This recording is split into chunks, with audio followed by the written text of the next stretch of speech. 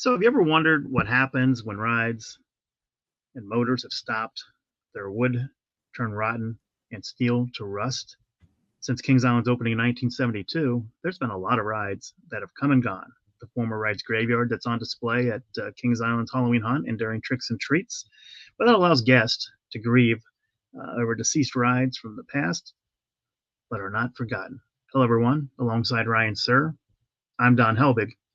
This is Tower Topics, and it starts right now. Tower Topics is a podcast by Kings Island fans for Kings Island fans, because that's who we are and that's who we care about. Okay, no, but now it starts. Now Tower Topics starts. I had to do that. Ride Graveyard. That's one of my favorite things for Haunt. But it seems like it's like Kings Island's is a little bit different from the other ones. Yeah, I think, when you look at the ones at Kings Island, definitely not as detailed as you're going to see at Cedar Point, Six Flags Great America, and some other parks that do these cemeteries. The thing with Kings Island is they'll mention the rides. As you see, if you're watching on YouTube, you'll see that there's a Phantom Theater tombstone right here, but it just has the name on it. So not a lot of effort really goes into it. Doesn't say the years that it was there. Doesn't say how many rides were given. There's no backstory, anything about it, or why it was replaced, what replaced it, anything like that you see at some other places. So for me, it's like, we're going to check the box that we're going to have this graveyard, but you just put the name on it. So something I think is missing. You look here at Cedar Points, if you're watching on YouTube, you see, just how detailed and how big these tombstones are at Cedar Point by comparison. So just more impressive there.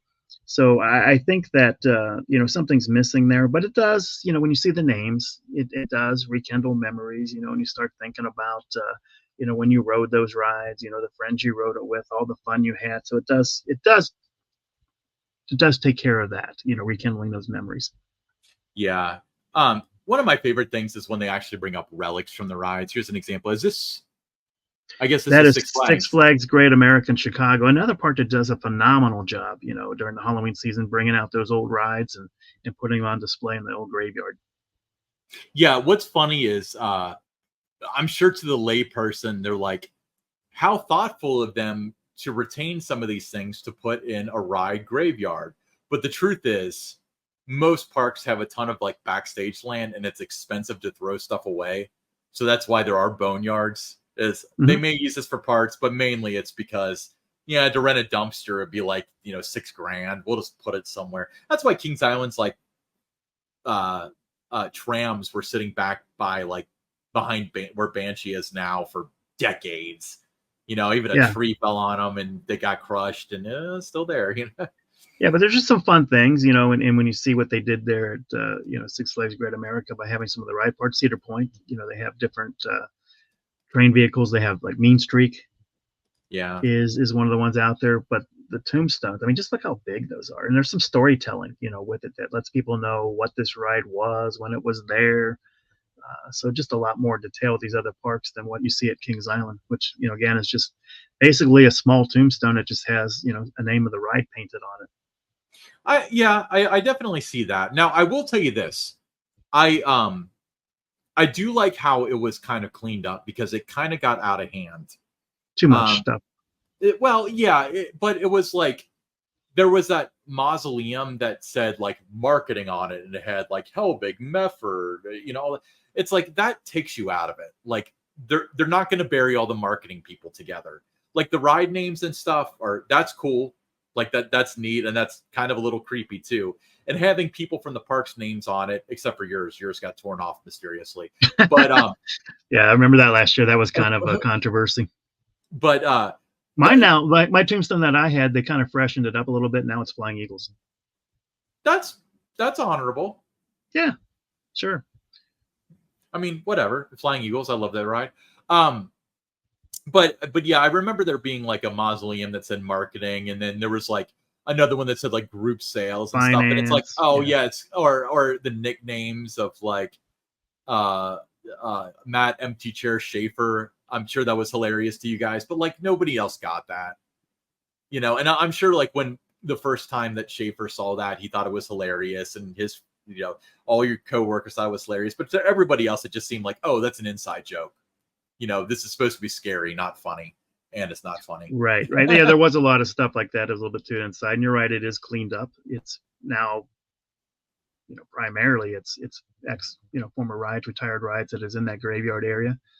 Um, and it's fun to when you walk through and you look at it, and it's bringing back, memories for me, but it does other guests too. And I like, you hear the people talking about, when that ride was there, or, hey, I used to work that ride. It was my first job, so you see those kind of conversations going on. So, it really serves a purpose, and it gets the guest engaged when they're at the park. I think it's like you mentioned at the top, it's one of my favorite displays out there during the Halloween season.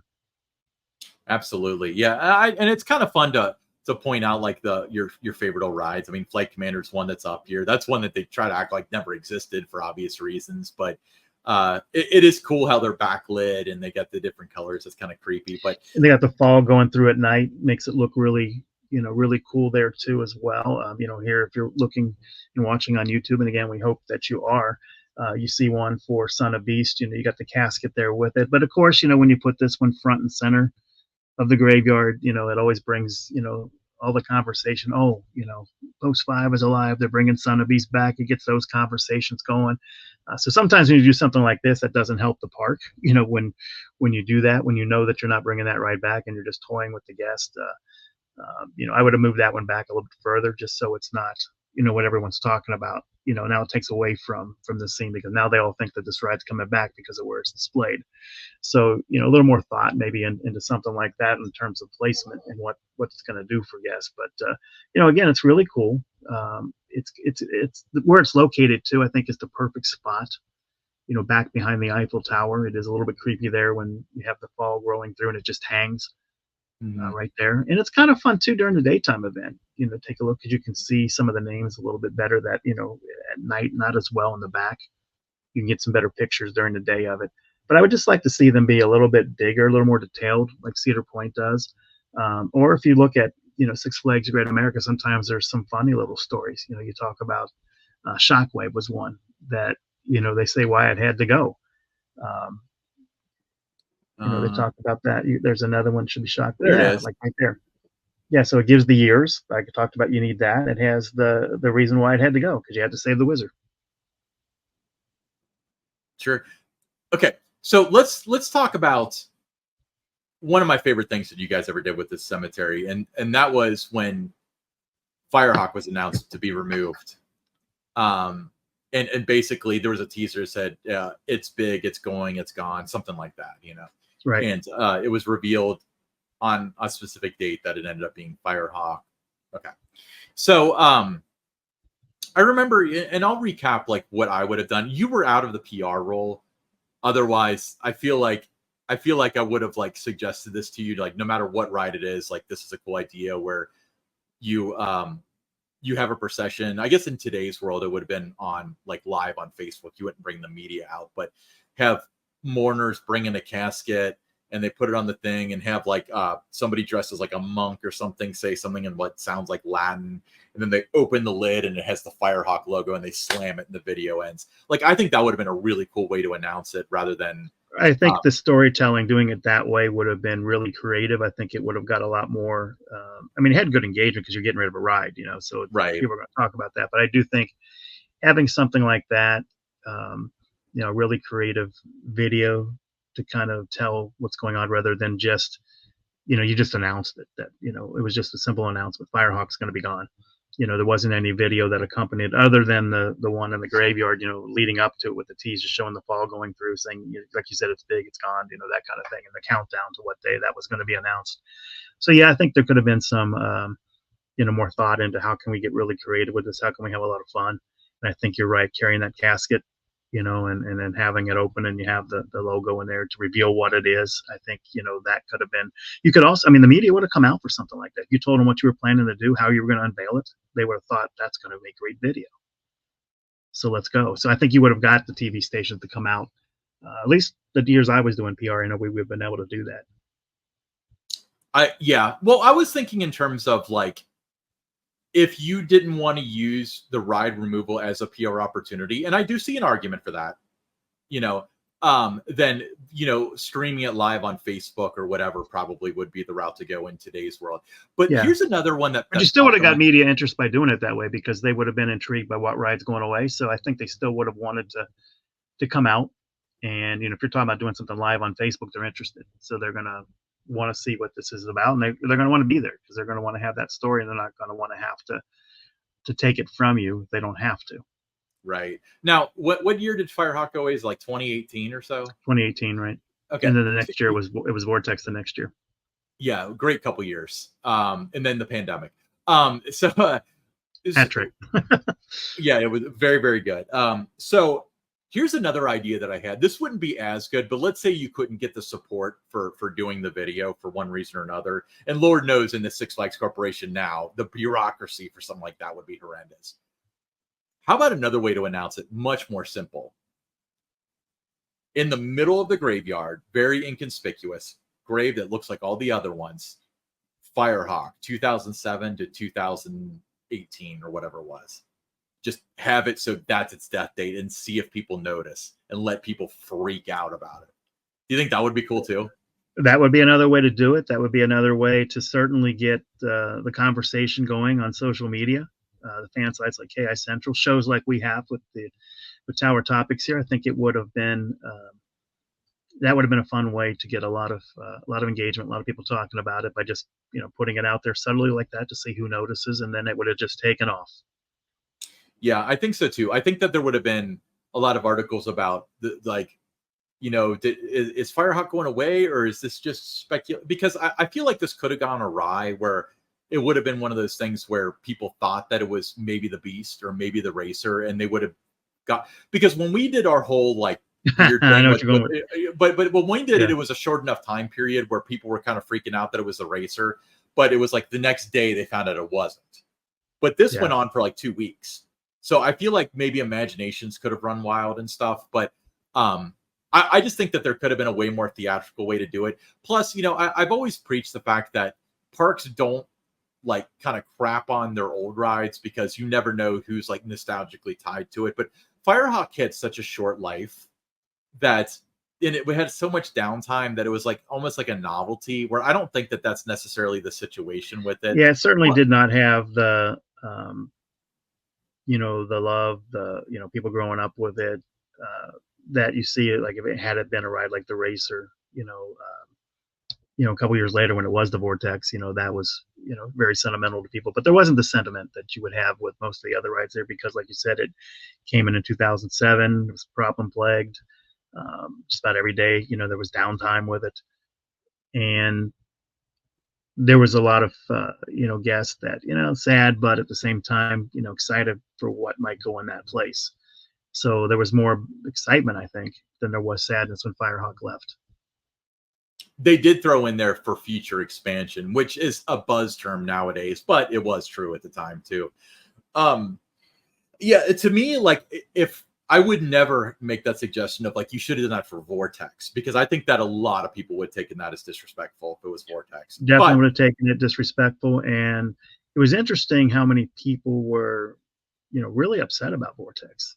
That last day, especially coming up, and people were telling me whoever made this decision should be fired. I mean, there was a lot of thought process that goes into that. Those ride removals are not, decisions like that aren't made lightly. I mean, there's so much thought that goes into it. You think about everything that you can do to keep those rides around, especially the ones that have a lot of history, tradition, mean so much to your guests. You try to do everything you can. So those were the hardest decisions. I mean, that was the hardest decision. I think if you had to ask Mike Kuntz what was the hardest decision you've ever had to make at Kings Island, it would be retiring the Vortex. I know he did not want to do that, but that's the decision that had to be made. It was almost like having a front tooth pulled. It's rotten. It needs to go, but like that's part of it. That's part of the park. That's part of the skyline. And those two loops with the corkscrew going through the middle was so much Kings Island. That was so Kings Island. Yeah, it became identical. I mean, it was, it was came in, in 1987. The park had been open since 1972, so it wasn't there from day one. But it, it still had a long, 33 years. And I think visually there were so many guests that didn't know Kings Island without that ride being there. Well, and you got to remember, there's a proportional thing to it too. Like, you visited Kings Island the first year, so you've seen it change throughout the year. Well, yeah, and I remember when there wasn't anything there but trees, so I remember those days. I've never known a Kings Island without Vortex until they tore it down. So I always knew that, it wasn't there until like 87 or whatever it was. But at the same time, like, my earliest visit, it was already there. So as far as I'm concerned, it was installed in 1830, and it's funny talking to like this younger generation when they hang out at the park. Like, they don't even know that like Backlot Stunt Coaster used to be themed to Italian Job. I remember talking to an associate, and they didn't know that the park was owned by Paramount. To me, that was yesterday. And Cedar Fair owned the park as Cedar Fair longer than Paramount did, by a couple years. We're in another whole era past that. But that's why, like, I can't think of a ride that would be great for that right now. Like, when we talk about like coasters, if it's a kiddie coaster, I think a lot of that would be like disappointment because they think you're building to something, but you're not. Like, if you're removing Woodstock, how would you feel? Say it's a ride like Monster. How would you feel about a ride like that being retired?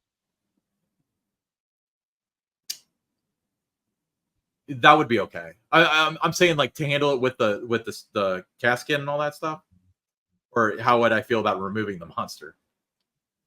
How would you feel about moving the ride, removing it, and then even if you did some kind of a teaser thing with it, but that's the ride that it is. Oh, if they remove the ride, that would be a lot like Vortex, where I've only ridden it like 3 times. I don't really like the Monster. It's one of those things where I'd miss having it, but I wouldn't miss riding it. Just like with Vortex, like I miss seeing it. I miss walking past it. I miss the sound of the chain lift and stuff. I probably would have ridden it 3 times or so since 2019 when it was torn down, if it was still around. But with that being said, a few days before they closed it, I had the best ride of my life on it. It was trying to make a case for itself in the end. Yeah. But we're talking a lot about nostalgia and retired rides and stuff like that. So if you have your own stories about nostalgia, your memories of the park, shoot them to Don. Don Helbig at themeparksbydon.com. We're going to read some of them on the air. We love hearing your story and reacting to it. We want to hear about your first visit, your first blue ice cream, you met your wife there, that sort of stuff. And when you send it in that email, Don Helbig at themeparksbydon.com, use the subject KI story for TT. Don, let's talk about t-shirts. Tower Topics t-shirts, they become a very popular item. They're available for just $22. That includes your shipping, any size that you might need, come in a Carolina blue. If you're interested in purchasing one, drop me an email at donhelbig@themeparksbydon.com, or you can direct message us on our X, which is tower_topics, and we'll send you a QR code. And once the transaction goes through, it's just a matter of days before you get your shirt. Perfect. Awesome. Yeah, we really appreciate the support with all the t-shirt sales. But we'll be right back with the listener questions.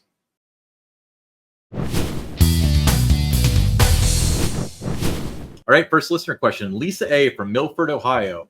Don, sorry to hear about your recent health issues. Will you be able to ride roller coasters again? I don't know at this time. I was told that I could. For those that don't know, September 30th, I had a stroke that went to my eye, and my vision is affected in the right eye, and I've got other things from that. What caused it, just a bunch of different tests and things that I've been going through, and I've got some surgical procedures coming up into this, after this recording, it, already have been done, but then, a couple more that follow. So my last, 5 weeks have been, in and out of seeing different eye doctors and laser surgeries. And that's on the eye that I can see out of on the laser surgery, but it's just a lot of different things. And, right now, without knowing what caused the stroke, things like turbulent forces, probably not a good idea, even though they said you probably can. That probably is not what I need to hear.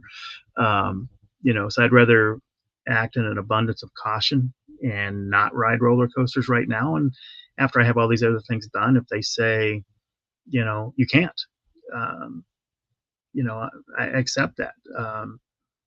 nobody had more fun than me riding roller coasters over the last 50 something years. So uh, over 20,000 roller coaster rides just at Kings Island alone, if you combine the Beast Racer, Vortex, and other rides there. So I had my rides and then some, and would I miss it? Absolutely, I'd miss it. I mean, but it was painful to walk around the park and you see the roller coaster, you can't do it.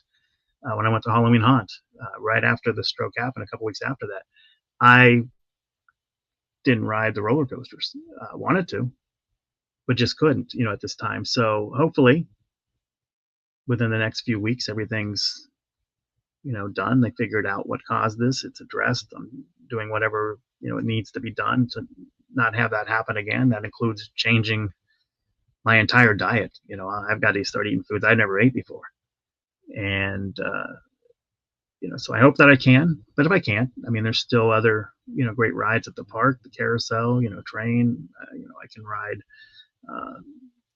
the log, ride. I can ride different things like that. I can become a water park. I was talking to my wife about it. Hey, maybe I can just switch to water parks, so, I mean, there's a lot of things that I can still do. I can still enjoy the parks. I love watching the shows. The special events are an attendance driver for me that makes me go to not only Kings Island, but other parks. So there's a lot to do. It's not just about the roller coaster. So if that becomes something that I cannot do in the future, then, that's still not going to keep me from going to parks, because there's still a lot to like and enjoy. But I just hope it doesn't come to that. But, you never know. I mean, if you read the fun and safety guide, that eliminates a lot of people from being able to ride. So, well, I'm taking no chances. That's the thing with me. I'm not going right. to take any chances, because that was definitely a wake up call with what happened to me at the end of August. And, somebody that's going to make the best, I told people I'm resilient. I'm going to make the best of the way things have turned out. And a little adversity, it only makes people stronger. So, I'm going to, rebound from all these different, setbacks right now, a little derailed on things. I talked about not being able to do on one episode, the Kings or the Theme Parks by Don blog, to the degree that I have been doing it with the storytelling. I'm going to get back to that and start doing that again, and just get back on track, and just have to do some things a little differently than I had done before.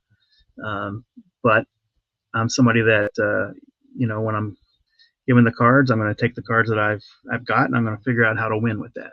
And that's what I'm going to do in this situation. I think that we should sell Tower Topics t-shirts, but on the back it says, Don's seventh food group is necessity. Yeah. So don't be shocked if you're at Kings Island and you see me eating a salad. I've been told that the pub burger is something that I should ban from my list of things that I'm eating. But they termed it as it's constructed. So I take that as, and they kind of said, okay, that, you just take the meat off the bun and just eat the meat. And instead of eating the, full serving of tater tots, I just eat 3 or 4 of them. So I mean, I can still have it, but in a different way. So you're saying that they said that you can't have the pub burger as it's constructed. That's their words. Yeah, they used words, because I showed them some different pictures of things. Here's the kind of foods I eat. And they were saying, no, not really. Not the way that's constructed. And I said, what do you mean? And they said, well, you can't eat it with the bun. You got to take that off and just eat the meat. Just cut it into pieces and eat it that way. Don't dip it in barbecue. Just different stuff like that they were going over with me. So I'm glad I took a lot of pictures of food this year at the parks I visited, because I had something to reference and something to show that this is my diet. This is what I eat. Because when they were asking me, what do you eat? Well, here it is. And they're all like, okay, I can see why you're sitting here talking to us. But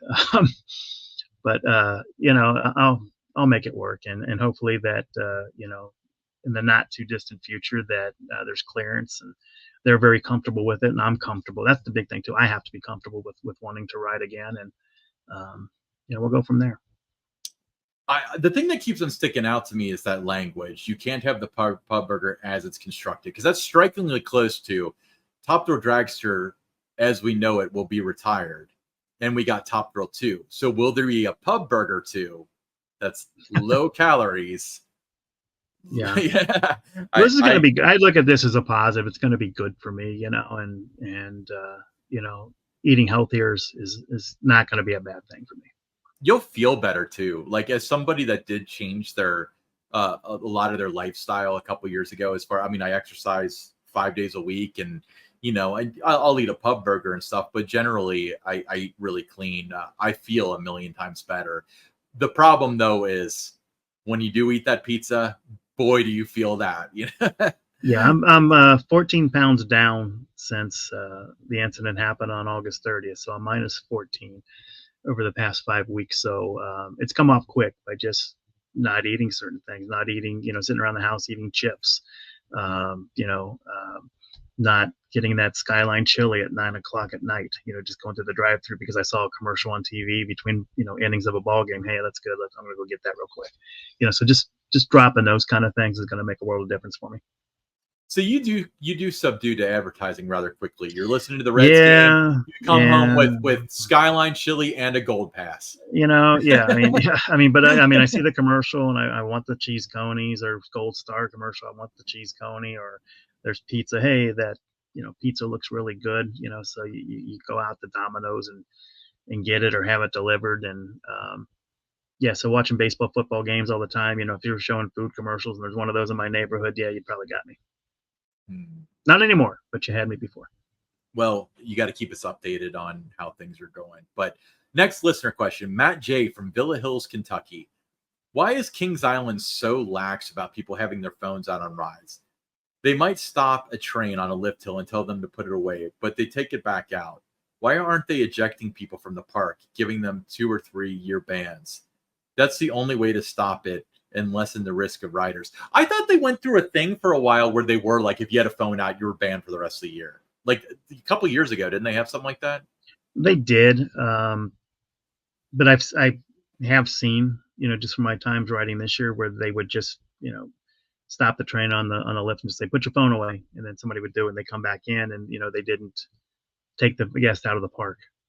And the guest still had their phone, or the guest, as soon as they left the first drop, pulled it back out and did that. So yeah, I would like to see a real serious crackdown on that. I can tell you now, that I have the vision issue in the left eye and I just have the right eye to work with. I got to protect that.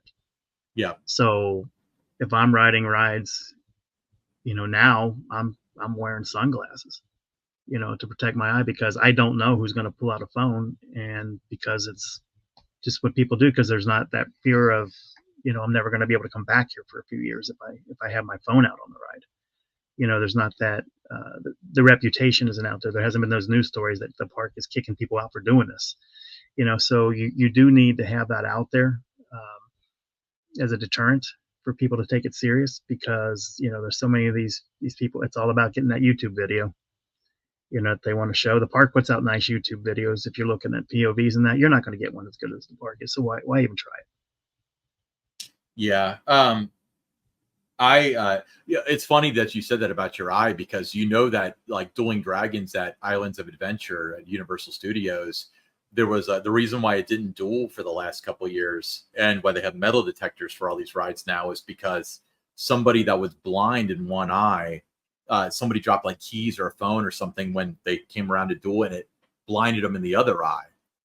So they went completely blind because somebody else was negligent. But yeah, I really wish that they would ban them for at least, I'm not saying like press charges or whatever, because it's usually like a 13-year-old that doesn't know what they're doing. Just kick them out, and they'll tell their friends what happened, and their friends won't want to do it. I think it's important. And it's, to me, I didn't really think about that much when I was riding, that some phone was going to come flying off and hit me in the eye or something. I could lose it. Well, now that I have lost vision in one eye, I want to protect the eye that I have. It's important. That's all I got now. So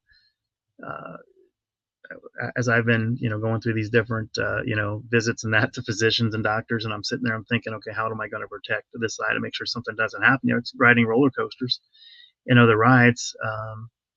I'm going to protect it. I'm going to wear sunglasses. And I've never been someone that was, ever seen wearing sunglasses at a park before, but I'm going to now, just because I have to protect the eye that I have.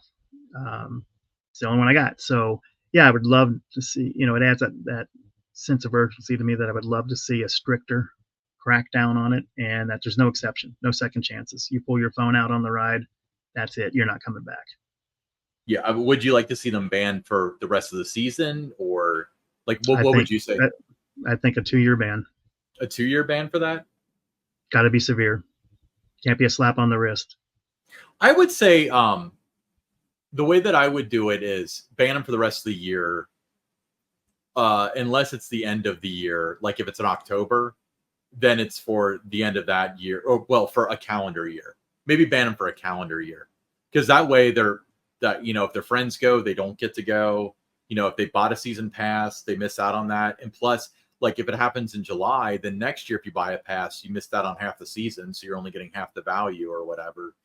I think that would be fair. Again, I think that if it's like somebody trying to film it who's like 30, then yeah, like press charges. You're endangering other people and you're an idiot. You don't deserve to be breathing the same air as other people. Yeah. But if it's like a 13-year-old kid, like teach them a lesson. They don't have the best understanding of danger or putting themselves or other people at risk. They don't have that understanding, but they also, you can't just tell them to put it away because they're going to, no, I'm not going to do that. But no, yeah, they'll put it in their pocket, but I've seen on the ride, I've seen it on 2 different rides. I've seen it on the Racer, I've seen it on the Beast, where they put that out there, put your phone away. And then as soon as it clears the lift, they've got it back out. Yeah, I've seen that too. And I've seen a couple of people almost lose it. So I'm watching them during the ride to make sure, if it came out. But now I'm taking zero chance if I get back on a roller coaster. I'm wearing sunglasses. I'm protecting my eye. And it's unfortunate that you have to do that, because people don't care about the risk they're giving to other people. But it's real. I mean, it's the reality of going to places nowadays where everybody's got their phone out and people are walking around not looking where they're going and things. And you just got to be careful out there. Absolutely. Great question. All right. Hey, I'm Ryan Sir along with Don Helbig, and this is Tower Topics.